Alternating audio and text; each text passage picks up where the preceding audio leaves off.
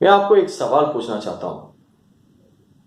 इस देश का प्रधानमंत्री को आपको मिलने के लिए एक मौका मिलेगा, तो आप उस मौका को इस्तेमाल करेंगे या नहीं करेंगे?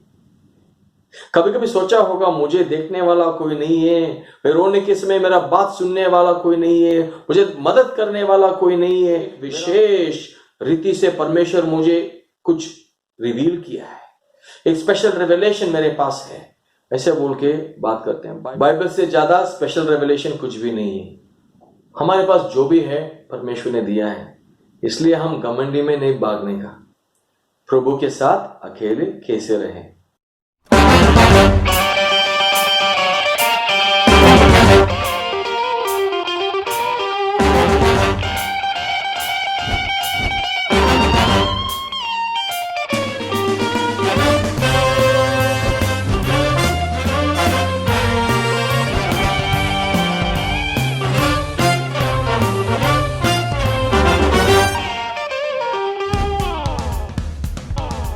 Praise the Lord. आप सब कैसे हो? मैं उम्मीद करती हूँ कि आप सब लोग ठीक कर रहे हैं यीशु मसीह में, और सब यीशु मसीह में बढ़ रहे हैं।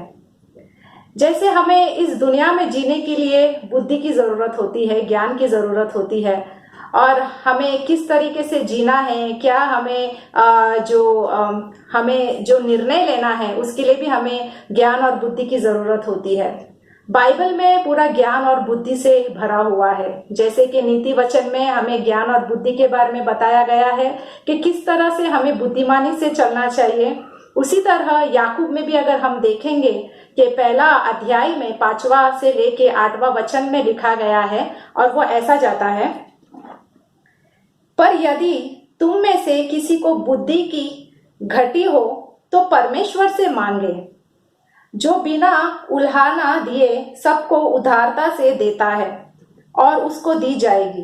पर विश्वास से मांगे और कुछ संदेह न करे, क्योंकि संदेह करने वाला समुद्र की लहर के समान है, जो हवा से बहती और उछलती है। ऐसा मनुष्य यह न समझे कि मुझे प्रभु से कुछ मिलेगा। वह व्यक्ति दुचिता है और अपनी सारी बातों में चंचल है।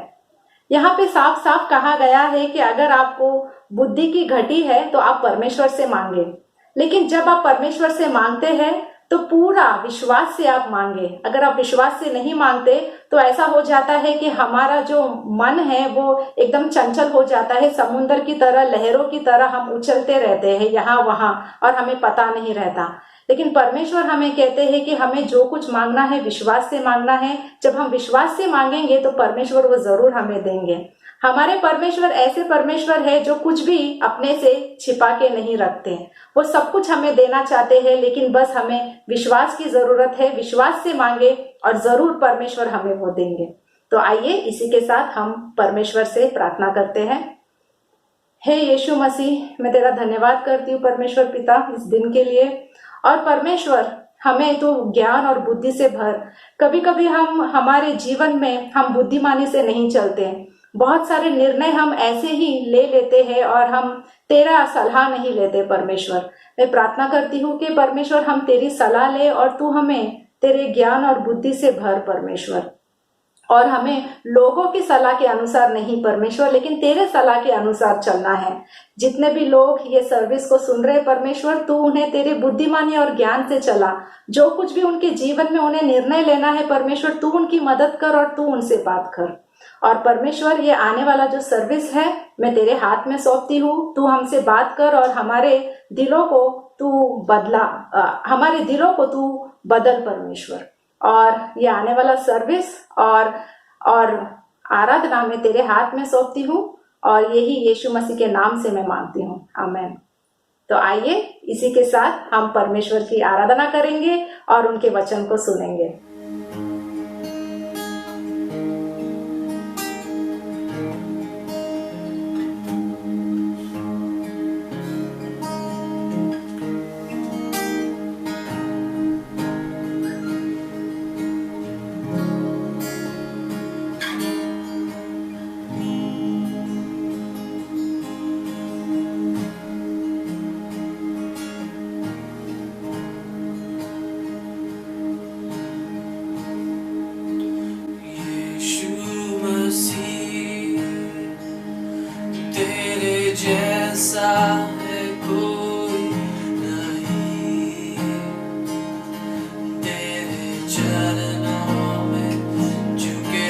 आसमान और महिमा कहाँ है ज़मीन। यीशु मसीह तेरे जैसा है कोई नहीं। तेरे चरणों में झुके आसमान और महिमा गाए ज़मीन। हम गाए हो हुसैना, तू राजाओं का है राजा। तेरी महिमा होवे सदा। तू है प्रभु हमारा खुदा। हम गाए हो हुसैना, तू राजाओं का है राजा। तेरी महिमा होवे सदा। तू है प्रभु हमारा खुदा। प्यारे पिता, तूने हमसे कितना प्यार किया। हमें पापों से छुड़ाने को अपने बेटे को कुर्बान किया। प्यारे पिता, तूने हमसे कितना प्यार किया। हमें पापों से छुड़ाने को अपने बेटे को कुर्बान किया। हम गाए हो हुसैना, तू राजाओं का है राजा। तेरी महिमा होवे सदा। तू है प्रभु हमारा खुदा। हम गाए हो सेना, तू राजाओं का है राजा। तेरी महिमा होवे सदा। तू है प्रभु हमारा खुदा।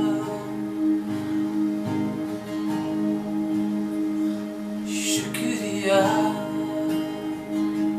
शुक्रिया शुक्रिया तेरा। शुक्रिया शुक्रिया शुक्रिया तेरा। शुक्रिया शुक्रिया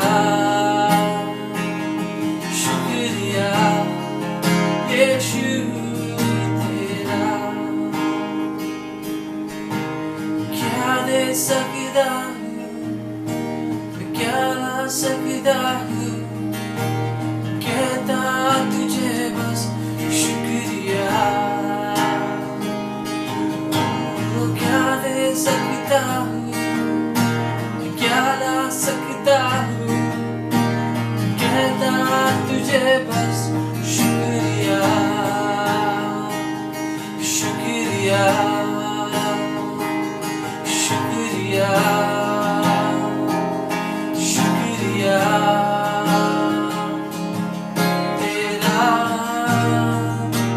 शुक्रिया शुक्रिया शुक्रिया यीशु तेरा। तुझ में ही मेरी सुबह तुझ में मेरी हर शाम तुझ में ही मेरी सुबह तुझ में ही मेरी हर शाम शुक्रिया शुक्रिया शुक्रिया तेरा शुक्रिया शुक्रिया शुक्रिया यीशु तेरा शुक्रिया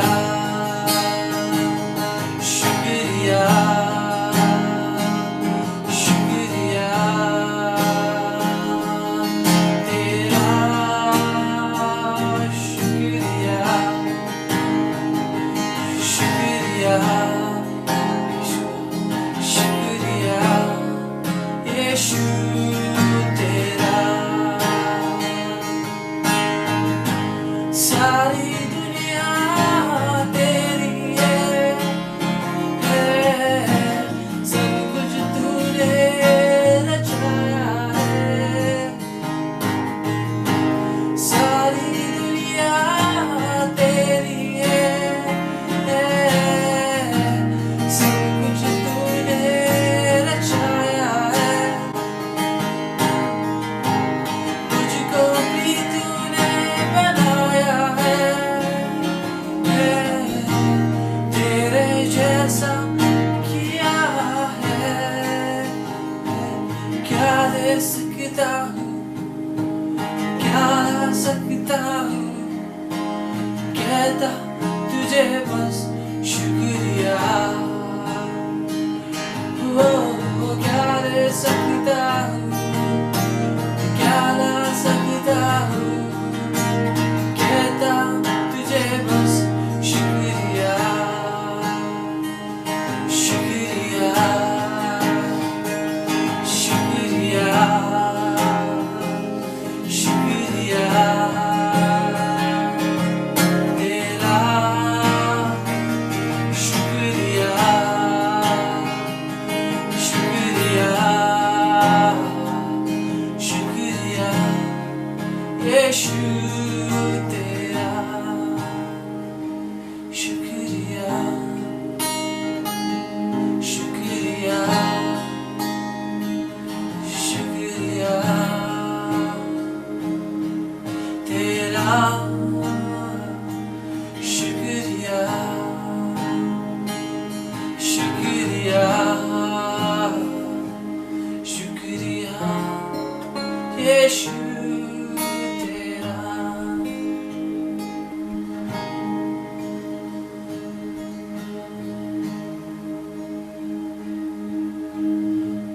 पवित्र आत्मा पवित्र आत्मा मुझे ले जा यीशु के चरणों में पवित्र आत्मा पवित्र आत्मा पवित्र आत्मा मुझे ले जा यीशु के चरणों में पवित्र आत्मा पवित्र आत्मा पवित्र आत्मा मुझे ले जाओ यीशु के चरणों में पवित्र आत्मा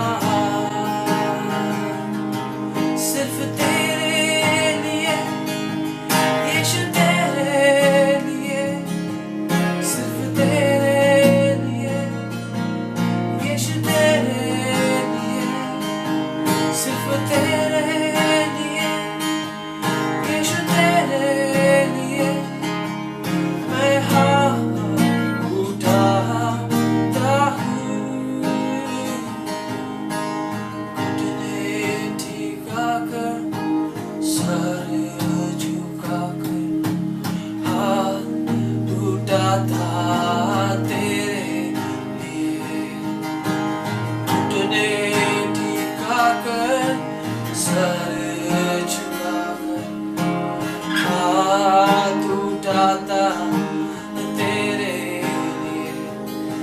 सिर्फ तेरे लिए, यीशु तेरे लिए, सिर्फ तेरे लिए, यीशु तेरे लिए, सिर्फ तेरे लिए, यीशु तेरे लिए मैं हाथ उठाता हूँ। यीशु ही मार्ग है, यीशु ही सत्य है, यीशु ही जीवन है, यीशु मेरा प्रभु, यीशु ही मार्ग है, यीशु ही सत्य है, यीशु ही जीवन है, यीशु मेरा प्रभु, यीशु ही मार्ग है, यीशु ही सत्य है, यीशु ही जीवन है, यीशु मेरा प्रभु।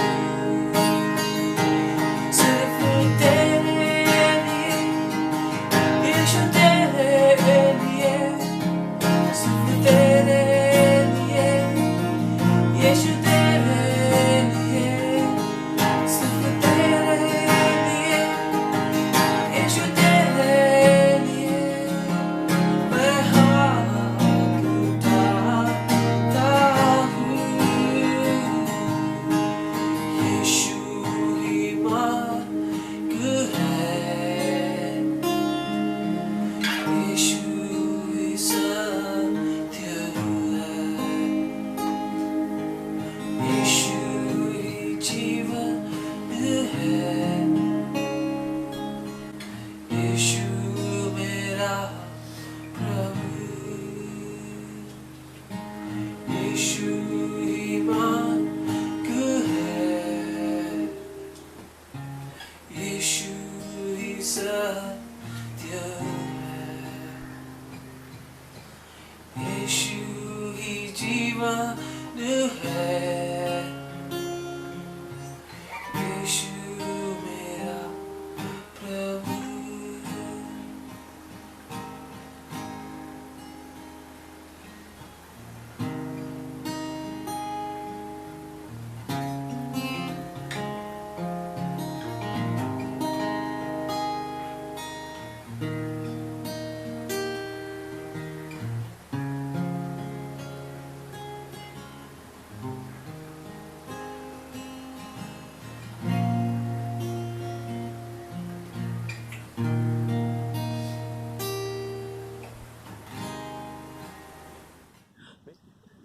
Hallelujah, praise the Lord. मैं पूरा यकीन से विश्वास करता हूं परमेश्वर आपको ख्याल रखा है। मैं उम्मीद करता हूं आप लोग परमेश्वर में बढ़ रहे हैं और उनका वचन को और गहराई में ध्यान कर रहे हैं और अध्ययन कर रहे हैं बोल के मैं विश्वास करता हूं। मैं आपको एक सवाल पूछना चाहता हूं। इस देश का प्रधानमंत्री को आपको मिलने के लिए एक मौका मिलेगा तो आप उस मौका को इस्तेमाल करेंगे या नहीं करेंगे? अच्छा से सोचिए। प्रधानमंत्री को मिलने के लिए एक मौका मिलता है। अकेले उसको मिलना, उनसे बात करना, वो भी बोला है तुम जो भी बात करेगा मैं सुनूंगा, तुम्हारा बात सुनने के लिए मैं भी तैयार हूं। ऐसा एक मौका आपको मिलेगा तो आप मौका को इस्तेमाल करेंगे या नहीं करेंगे? ये सवाल का जवाब आपके अंदर रख दीजिए। मैं और एक व्यक्ति के बारे में पूछना चाहता हूं। उस प्रधानमंत्री से भी बहुत बड़ा एक व्यक्ति मुझे मालूम है, आपको भी मालूम है, वो है हमारा परमेश्वर, प्रभु। उस प्रभु को मिलने के लिए, अकेले मिलने के लिए आपके पास एक मौका है। उसको आप इस्तेमाल करते हो या नहीं करते हो, ये दूसरा सवाल है। आज का संदेश प्रभु के साथ अकेले कैसे रहें, प्रभु के साथ अकेले कैसे रहें, उसके ऊपर है। देखिए, प्रधानमंत्री के पास एक मौका मिलेगा तो उसको खोना नहीं चाहेंगे हम। मगर प्रभु उस प्रधानमंत्री या इस पूरा दुनिया को जो रचाया है, परमेश्वर का एक लौता पुत्र यीशु मसीह हमारा प्रभु, उनके साथ, हमारा पिता परमेश्वर के साथ अकेले समय बिताने के लिए एक मौका मिलता है। आप उसको इस्तेमाल करेंगे या नहीं करेंगे? इस्तेमाल किया या नहीं किया नहीं पूछ रहा हूं, अभी से मिलेगा तो क्या करेंगे उसके बारे में। मत्ती का 6वां अध्याय 6वां वचन खोलिए आपका बाइबल, पढ़ेंगे। मत्ती 6:6। परंतु जब तू प्रार्थना करे तो अपनी कोठरी में जा और द्वार बंद कर दे। प्रार्थना करने के समय आप अकेले एक जगह पे जाओ, वो है उसका मतलब, और आपके पीछे का दरवाजा को बंद करें। मैं 3 तरीके से आपको इस संदेश को आपके पास पहुंचाना चाहता हूं। पहला है अकेले रहो लेकिन वचन में रहो। दूसरा है अलग रहो लेकिन एकता में रहो। तीसरा है दूर रहो मगर ध्यान से रहो। अकेले रहो लेकिन वचन में रहो, अलग रहो लेकिन एकता में रहो, दूर रहो लेकिन ध्यान से रहो। 3 तरीके से आपको बोलना चाहता हूं, क्योंकि परमेश्वर को पहले मिलने के लिए आपका मन सही होना चाहिए, आपका दिल में इच्छा होना चाहिए। आप सबसे दूर रह के परमेश्वर के साथ रहने के लिए कोशिश करना चाहिए। उसके बारे में हम पढ़ेंगे। प्रभु के साथ अकेले कैसे रहें, उसके बारे में हम पढ़ेंगे। पहला वचन खोलिए, लूका का 5वां अध्याय 16वां वचन। लूका 5:16 खोलिए आपका बाइबल को, पढ़ेंगे। लूका 5:16। परंतु वह जंगलों में अलग जाकर प्रार्थना क्यों किया हम अकेले रहना है? देखिए, यीशु मसीह जंगलों में अकेले जाकर क्या किया? प्रार्थना किया करता था। मतलब कभी भी समय मिलेगा यीशु मसीह प्रार्थना करता था। वो भी कैसे करता था? अकेले। कहां पे करता था? एक सुनसान जगह पे, जो जगह पे कोई नहीं रहेंगे, अकेले परमेश्वर से बात करता था। मत्ती का 14वां अध्याय 23वां वचन खोलिए। वह लोगों को विदा करके प्रार्थना करने को लोगों को विदा करके प्रार्थना करने के लिए अलग पहाड़ पर चला गया। अलग होके पहाड़ पर चला गया प्रार्थना करने के लिए। देखिए, मैं यही बोलना चाहता हूं, यीशु मसीह हर एक समय में, हर एक मौका पे प्रार्थना करता था। और ये भी देख लीजिए, उनका शिष्य को भी परमेश्वर यीशु मसीह ने प्रार्थना करने के लिए सिखाया। मरकुस 6वां अध्याय 31वां वचन। मरकुस का 6:31 खोलिए। उसमें भी आप समझ सकते हैं यीशु मसीह ने क्या किया। उनका चेलों को यीशु ने बुलाया, ठीक है, सुन लीजिए, उनका शिष्यों को यीशु मसीह ने बुलाया और क्या बोला, देखिए मरकुस का 6वां अध्याय 31वां वचन खुले। उसने उनसे कहा, तुम आप अलग किसी एकांत स्थान में चलकर थोड़ा विश्राम करो। यीशु मसीह ने उनका चेलों को बुलाया और एक सुनसान जगह पे आके उनके साथ रहने के लिए, अकेले रहने के लिए। देखिए वो लोग अकेले रहने के समय यीशु मसीह उनको सिखाना चाहता था। इसका मतलब है प्रार्थना के लिए अकेले रहो, सबसे दूर होके परमेश्वर के साथ रहो और सीखने के लिए परमेश्वर के पास अकेले आके रहो। प्रभु के साथ अकेले समय बिताओ, प्रभु के साथ अकेले कैसे रहें उसके बारे में हम पढ़ेंगे। देखिए परमेश्वर जो इस दुनिया को रचाया, सबको बचाया, सबको सांस दिया, जीवन दिया, सबको बना के रखा, उस परमेश्वर के साथ बैठने के लिए, उनको मिलने के लिए, उनसे बात करने के लिए आपको और मुझको एक मौका है। एक बहुत अद्भुत रीति से वो मौका मिलता है यीशु मसीह के वजह से। एक कमरे के अंदर अकेले सुनसान जगह पे, पहाड़ के ऊपर, जो जगह पे कोई नहीं रहेंगे, सिर्फ आप रहेंगे, परमेश्वर पिता के साथ आप बात करने के लिए वो मौका मिलता है। जब गुप्त में परमेश्वर को आप देख सकते हो या उनसे बात कर सकते हो, जो परमेश्वर गुप्त में आपको सुनेंगे, आपका बात सुनेंगे, वो सबके सामने आपको आशीष देंगे। ये जो मौका बहुत बड़ा मौका है। परमेश्वर पिता जो पवित्र परमेश्वर है, उनके सामने खड़ा होने के लिए एक मौका है। प्रभु परमेश्वर का एकलौता पुत्र, उनके चरणों में बैठने के लिए एक मौका है। पवित्र आत्मा, पिता, परमेश्वर, यीशु मसीह, तीनों को एक साथ एक समय उनके साथ बैठ के, उनके साथ रह के, उनसे बात करने के लिए एक मौका मिलता है। उसको कैसे हम खो सकते हैं?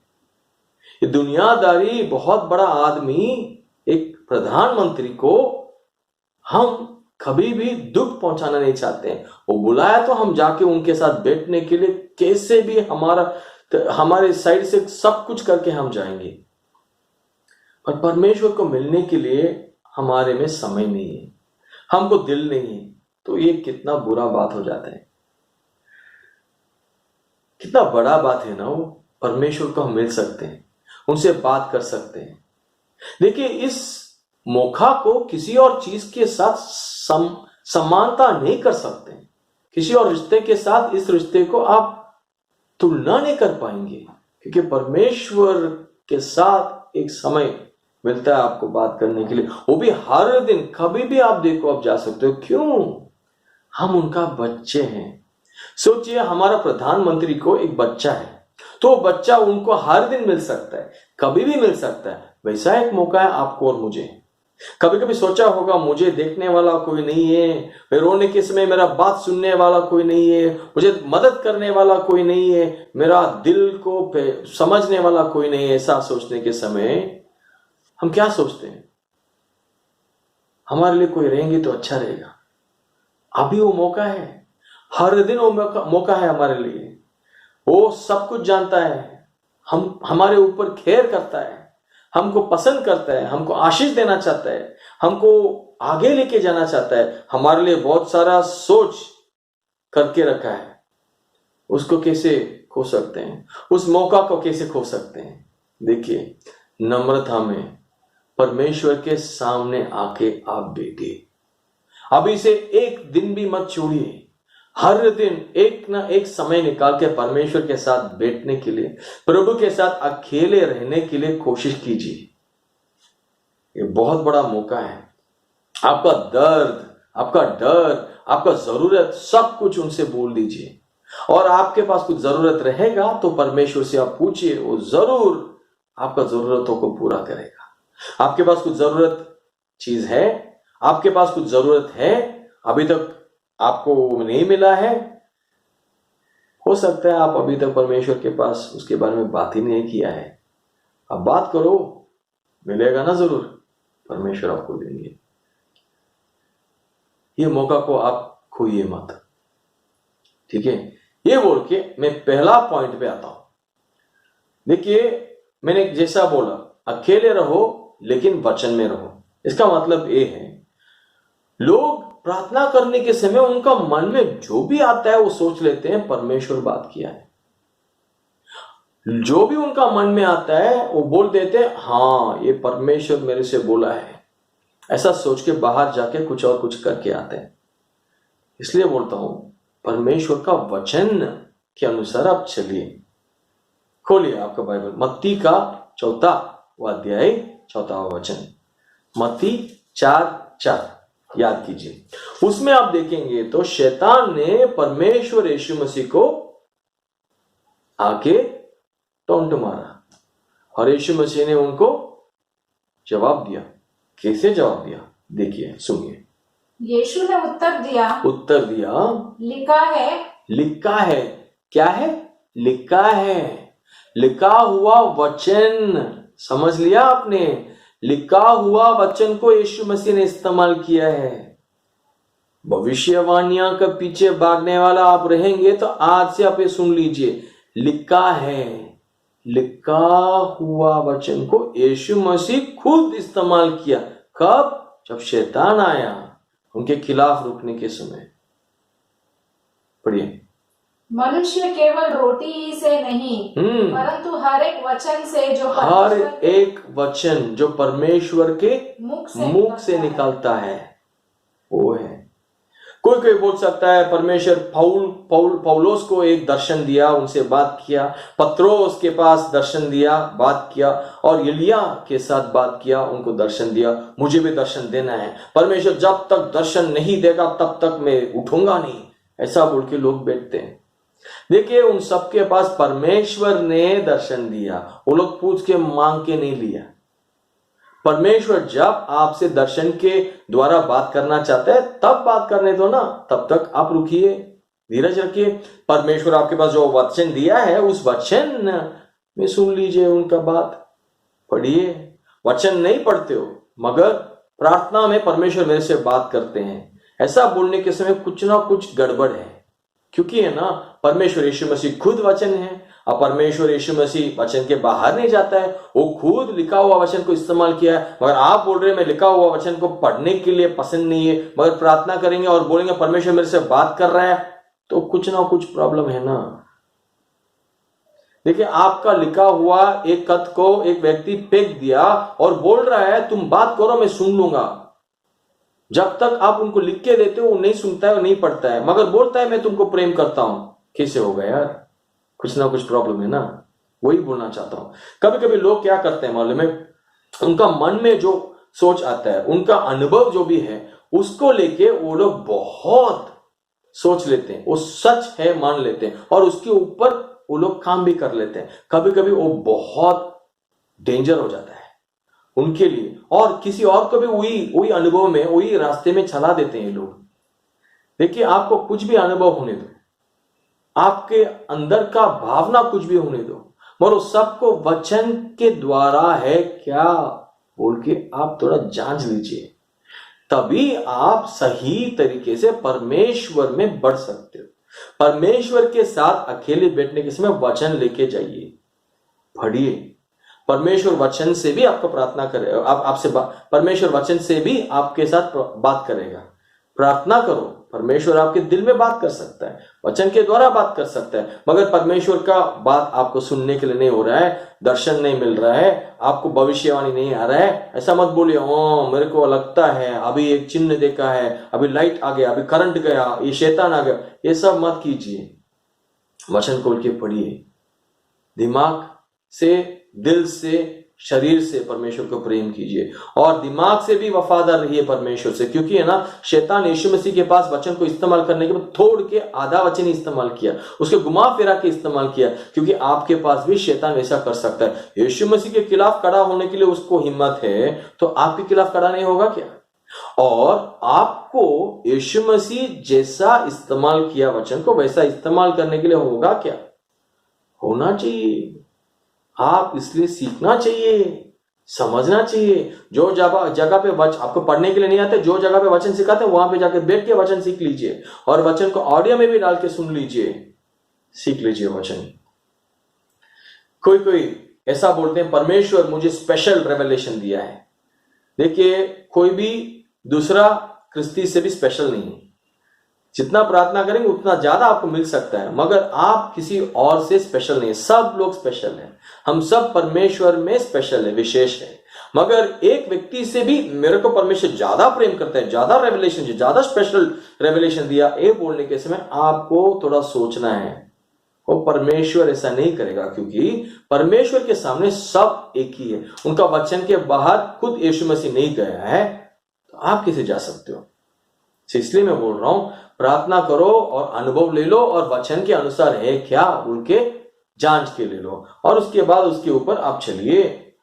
देखिए, इसलिए मैं बोलता हूं, आप परमेश्वर के साथ अकेले रहो मगर वचन में रहो। समझ में आ रहा है? और दूसरा पॉइंट ये है, आपको अलग रहना है। मतलब अलग रहो लेकिन एकता में रहो। अलग रहो लेकिन एकता में रहो। ये क्या है? खोल लीजिए आपका बाइबल को, मत्ती का 6वां अध्याय 6वां वचन, वापस उसमें देखेंगे। 6:6 खोलिए, पढ़िए।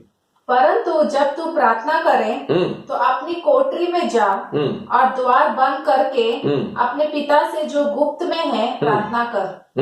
तब तेरा पिता जो गुप्त में देखता है तुझे प्रतिफल देगा। आमीन। और प्रार्थना करते समय अन्य जातियों के समान बकबक ना करो। बकबक ना करो। देखिए, कोई ना कोई ऐसा बकबक करके बैठते हैं। वचन बोला है बकबक मत करो। हर दिन पहला 10 मिनट परमेश्वर को मैं स्तुति करूंगा बोल के स्तुति करते हैं, मगर सच में बाहर जाके परमेश्वर को स्तुति मिलने जैसा काम नहीं करते हैं। उनका बात आएगा बाहर, बहुत गंदा बात आता है। दिल में पूरा गंदा सोच, आंखों में पूरा, दिमाग में पूरा गंदा चीज को भर के रखता है। फिर देखिए, हमारा स्तुति सिर्फ मुंह में नहीं रहना चाहिए, हमारा पूरा जीवन से दिखना चाहिए, परमेश्वर को स्तुति मिलना चाहिए। देखिए, इसलिए मैं बोला था आपको अलग रहना है। कहां अलग रहना है? दुनिया से अलग रहना है। परमेश्वर आपको कलीसिया से अलग रहने के लिए नहीं बोला है।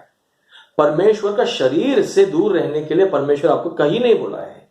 दुनिया से दूर रहो, मगर शरीर, परमेश्वर का शरीर, यीशु मसीह का शरीर में एकता बन के रहो।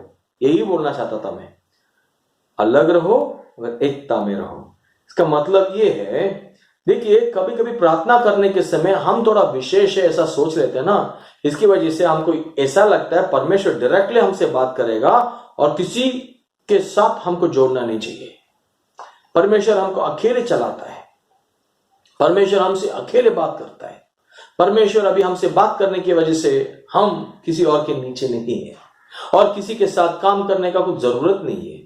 तो ये बोल के बहुत सारे लोग कलीसिया से बाहर निकल जाते हैं और पास्टर के खिलाफ जाते हैं और वचन के खिलाफ जाते हैं, और कोई और कलीसिया उनका मन में जो आता है उसके हिसाब से शिक्षा शुरू कर देते हैं, और किसी और को भी उस रास्ते में लेके जाते हैं। कलीसिया बढ़ जाता है, कलीसिया टूट जाता है, और लोग यहां वहां भागते हैं, और ये और एक कलीसिया शुरू करता है या और एक मिनिस्ट्री शुरू करता है। और कभी कभी बोल देते हैं मैं भविष्य करता हूं, मुझे परमेश्वर इस विशेष काम के लिए बुलाया है, मगर कलीसिया के साथ जोड़ के वो लोग काम नहीं करेंगे, कलीसिया के अंदर काम नहीं करेंगे। इसलिए मैं बोलना चाहता हूं, आप अलग रहने के समय कलीसिया से अलग मत रहिए, कलीसिया के साथ एकता में रहिए। और कोई इतना प्रेम करते हैं, कोई इतना प्रार्थना करते हैं मगर प्रेम नहीं करते हैं, इतना प्रार्थना करते हैं मगर एक दूसरे को, एक सिस्टर को, एक ब्रदर को मिलेंगे तो प्रेज लॉर्ड बोलने के लिए उनको अच्छा नहीं लगता है, और कोई और चर्च का मेंबर आएंगे ना, उनको देख के बात भी नहीं करेंगे। एकता में रहने के लिए उनको मालूम नहीं है। देखिए, उनके लिए भी यीशु मसीह मरा है, यीशु मसीह को वो लोग भी जानते हैं। आप जितना जानते हो उतना वो लोग नहीं जानता होगा, मगर फिर भी यीशु मसीह उनको भी उनका बच्चा मान लिया है। परमेश्वर पिता का बच्चा है वो, उसको आप कैसे इंसल्ट कर सकते हो, उसको कैसे नीचे डाल सकते हो? सोच लीजिए। इसलिए आप परमेश्वर में अकेले रहने के समय प्रभु के साथ अकेले कैसे रहना है उसके बारे में हम पढ़ रहे हैं। इसलिए ऐसा रहना है, एक दूसरे के साथ एकता में रहना पड़ेगा। परमेश्वर यीशु मसीह के चरणों में बैठने वाला व्यक्ति एक दूसरे के साथ एकता में भी रहना है। क्यों ये बोलता हूं? देखिए, एफिसियों का पुस्तक 4:11 से 16 तक खुलिए। एफिसियों 4:11 से 16 पढ़ेंगे, सुनिए। उसने कुछ को प्रेरित नियुक्त करके और कुछ को भविष्यवक्ता नियुक्त करके और कुछ को सुख समाचार सुनाने वाला इवेंजलिस्ट बना के और कुछ को रखने वाले उपदेशक मतलब पासवान या उपदेशक बना के दे दिया। कहाँ दिया? पढ़िए, सुनिए। जिससे पवित्र लोग सिद्ध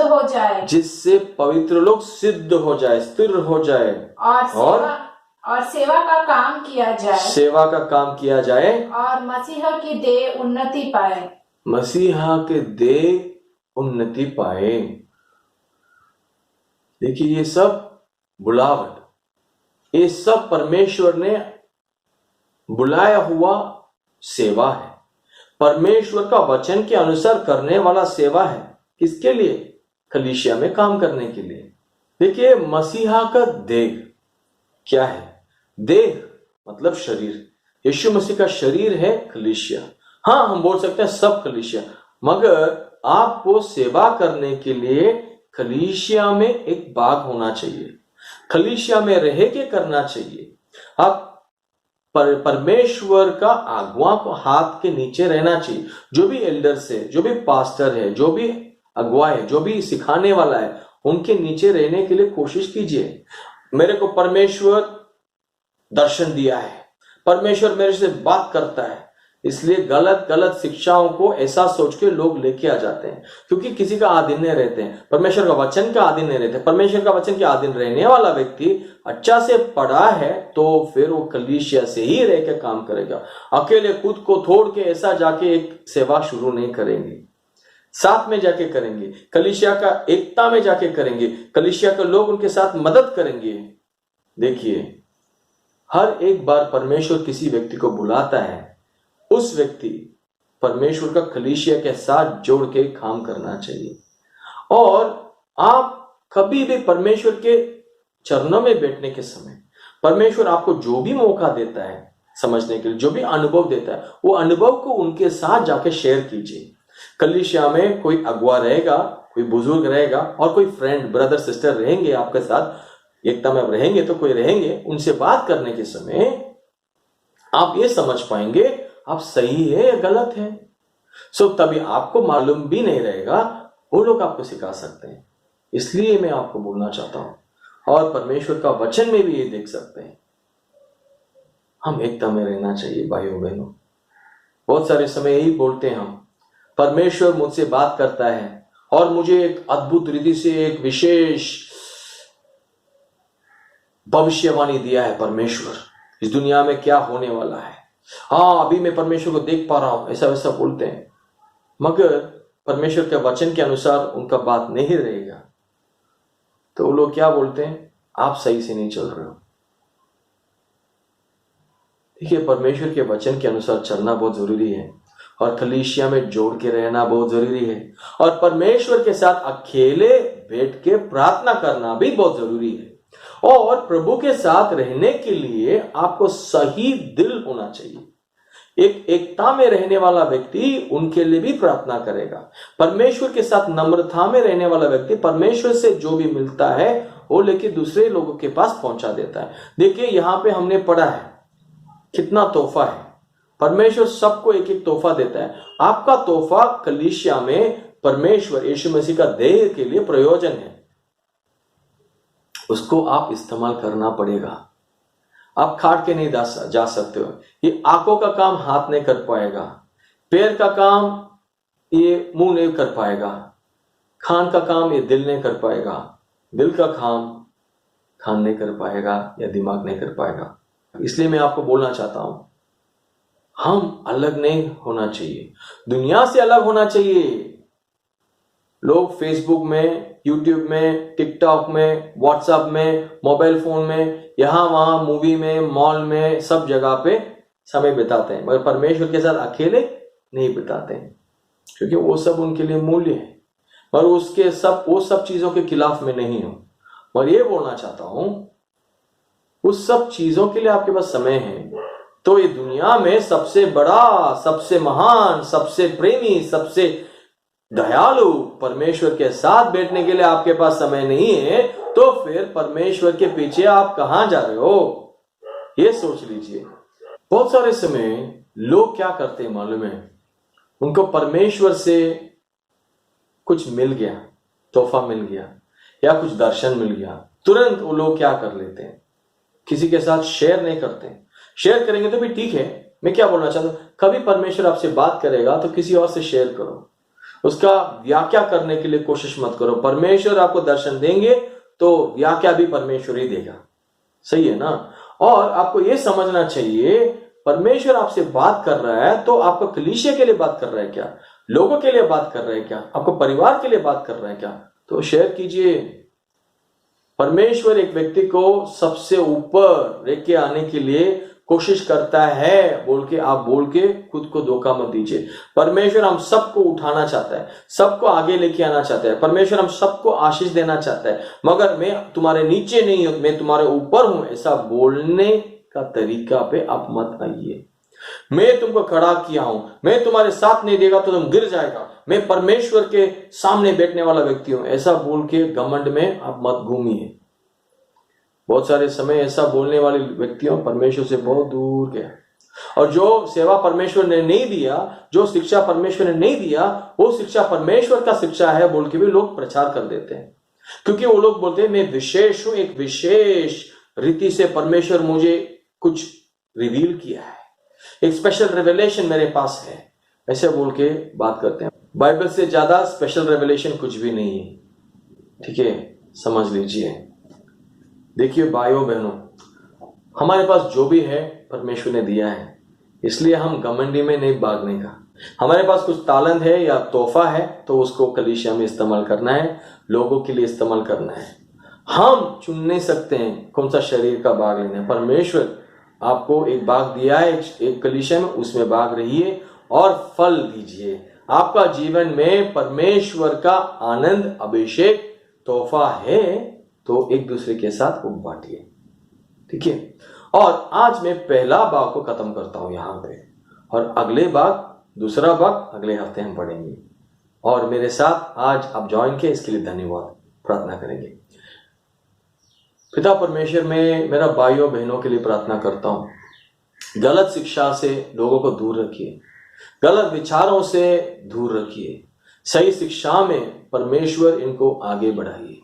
और परमेश्वर आपके चरणों में बैठने के लिए हमको ये सब मौका मिला है, हर दिन सुबह शाम दोपहर को बैठने के लिए, कभी भी रात पे, कभी भी सुबह, कभी भी हम आपके पास आके हम अब्बा मुझे मदद करो, अब्बा आपका बात सुनना चाहता हूं, आपसे बात करना चाहता हूं, मेरे को एक जरूरत है, ऐसा बोलने के लिए आपके पास हम पहुंचने के लिए यीशु मसीह ने रास्ता खोल के दिया है। ये मौका हमने बहुत बार इस्तेमाल नहीं किया, इसलिए हम बहुत सारी चीज खो दिया इस दुनिया में, बहुत समय खो दिया। अभी आज से हम निर्णय लेते हैं आपके साथ बैठने के लिए। प्रभु आपके साथ अकेले बैठने के लिए हमको सिखाइए, और एक दूसरे के साथ एकता में रहने के लिए सिखाइए, दुनिया से दूर रहने के लिए हमको सिखाइए, और वचन में रहने के लिए, वचन पढ़ के ज्ञान प्राप्त करने के लिए हमको सिखाइए। तो ज्ञान दीजिए, बुद्धि दीजिए, आशीष दीजिए। मेरा भाइयों बहनों सबके लिए मैं प्रार्थना करता हूँ, उनको आप आशीष कीजिए। आप में बढ़ने के लिए हम सबको परमेश्वर आपके और करीब लेके आइए। आपके पवित्रता में हमको भर दीजिए, आपके आनंद में भर दीजिए, आपके दया में हमको भर दीजिए। यीशु मसीह के नाम से हम प्रार्थना करते हैं, आमीन। Hallelujah. God bless you. Hello, praise the Lord. मैं उम्मीद करती हूँ कि आपको हमारा जो मैसेज है वो पसंद आया है और आप इससे आशीर्वादित हुए हैं। अगर आप इससे आशीर्वादित हुए हैं तो प्लीज हमारे जो चैनल है सिंपली बाइबल उसे सब्सक्राइब कीजिए और बहुत सारे लोगों को आप प्लीज ये वीडियो शेयर कीजिए। अगर चाहे तो फेसबुक में भी इसे शेयर कीजिए। Thank you. परमेश्वर आपको आशीष दे।